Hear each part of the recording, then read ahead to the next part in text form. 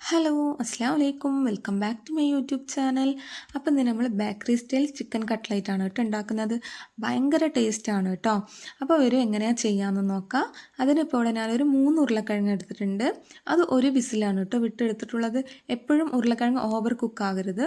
ഒരു 3/4 വേവ് ആകുമ്പോഴേക്കും നമ്മൾ എടുക്കണം കേട്ടോ. എന്നിട്ട് അതിൻ്റെ തോലെല്ലാം നമ്മൾ പീൽ ചെയ്തതിന് ശേഷം ഉരുളക്കിഴങ്ങ് ഉടച്ചെടുക്കണം. അതായത് അത് ഭയങ്കരമായി എന്താ പറയുക സ്മാഷായി പോകരുത്. ഇപ്പോൾ കണ്ടില്ലേ ചെറിയ ചെറിയ കട്ടകളുണ്ട്. ഈ ഒരു പരുവത്തിലെടുക്കണം കേട്ടോ. പിന്നെ ഞാനൊരു 2 സവാള എടുത്തിട്ടുണ്ട്. ആവശ്യത്തിന് കറിവേപ്പില, പച്ചമുളക്, പിന്നെ ഞാനിവിടെ തക്കാളിക്ക് പകരം ടൊമാറ്റോ സോസാണ് കേട്ടോ.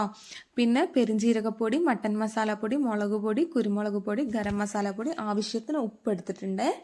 ഇപ്പോൾ നമ്മളൊരു പാനിൽ എണ്ണ ഒഴിച്ചിട്ട് ഇഞ്ചി വെളുത്തുള്ളി പേസ്റ്റ് ഇട്ട് അതിൻ്റെ പച്ചമണം പോണവർക്ക് ഒന്ന് നന്നായി കുക്ക് ചെയ്യണം കേട്ടോ. അപ്പോൾ വീഡിയോ ഇഷ്ടപ്പെട്ട ഒന്ന് ലൈക്ക് ചെയ്ത് ഷെയർ ചെയ്ത് സബ്സ്ക്രൈബ് ചെയ്യണേ. വീഡിയോ കാണുന്ന കൂട്ടുകാരൊന്നും സബ്സ്ക്രൈബ് ചെയ്യണില്ല. പുതിയതായി വരുന്ന ആളില്ല, ദയവേത് അപ്പോൾ ഒന്ന് സബ്സ്ക്രൈബ് ചെയ്ത് സപ്പോർട്ട് ചെയ്യണം കേട്ടോ.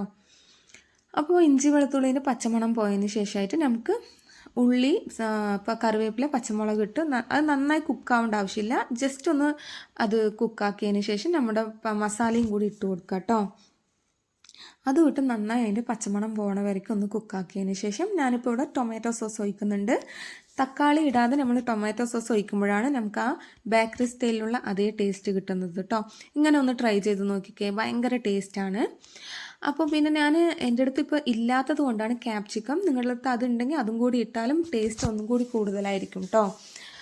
അപ്പോൾ ഇതിട്ടിട്ട് നമുക്ക് ടൊമാറ്റോ സോസിൻ്റെ പച്ചമണം പോണ വരയ്ക്കും ഒന്ന് കുക്ക് ചെയ്തെടുക്കാം കേട്ടോ. അപ്പോൾ ഈ സ്റ്റേജിൽ ഞാനിപ്പോൾ ആവശ്യത്തിന് ഉപ്പിട്ടിട്ടുണ്ട്. പിന്നെ ചിക്കൻ ഞാനിവിടെ മഞ്ഞൾപ്പൊടി, കുരുമുളക് പൊടി, പിന്നെ പട്ട, ഗ്രാമ്പ്, ഏലക്ക ഓരോന്ന് വീതം ഇട്ടിട്ട് അതിൽ കുക്ക് ചെയ്തെടുത്താണേ.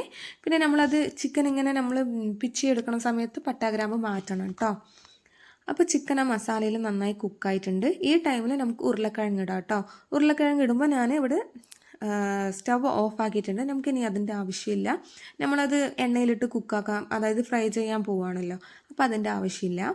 ഉരുളക്കിഴങ്ങ് എല്ലായിടത്തും മസാലയിൽ പിടിക്കുന്നത് പോലെ നന്നായി നമുക്ക് കുക്ക് ചെയ്തെടുക്കാം കേട്ടോ.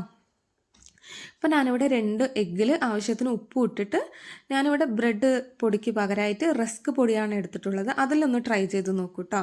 അതായത് അതിൻ്റെ ഒരു എരിവും ഉണ്ടാവും, അതായത് കട്ട്ലേറ്റിൻ്റെ എരിവും ഉണ്ടാവും, ഇതിൻ്റെ ഒരു ചെറിയൊരു മധുരവും വരുമ്പോൾ പെർഫെക്റ്റ് ആ ബേക്കറി സ്റ്റൈലിൻ്റെ അതേ ടേസ്റ്റ് വരും കേട്ടോ. ഇപ്പോൾ ഞാനിവിടെ എണ്ണ എടുത്തിട്ട് ഞാനിപ്പോൾ ഡിപ്പ് ചെയ്ത് വെച്ച കട്ട്ലേറ്റിനെ എണ്ണയിൽ പൊരിച്ചെടുക്കാം. തീ ഒന്ന് മീഡിയം ഫ്ലെയിമിൽ വെക്കാൻ ശ്രദ്ധിക്കണേ. ഹൈ ഫ്ലെയിമിൽ വെച്ചാൽ പെട്ടെന്ന് കരിഞ്ഞു പോവും.